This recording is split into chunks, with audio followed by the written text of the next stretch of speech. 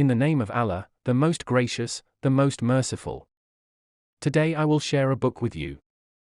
Its name is Be Fearless. This is an American girl who is 17 years old. She started a business at the age of 4. There is a small story behind her business. A bee bit her neck.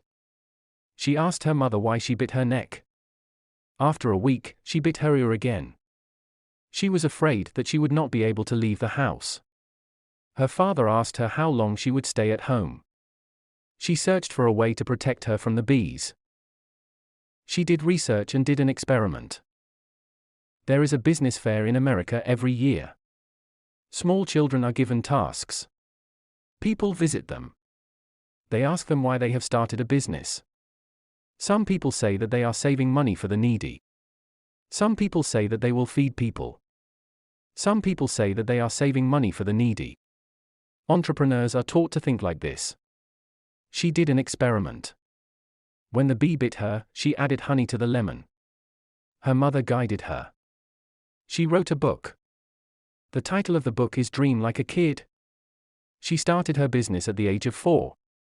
She wrote this book when she was 15 years old. She sold 1.5 billion bottles of honey and lemon juice. She wrote about how small children are being educated.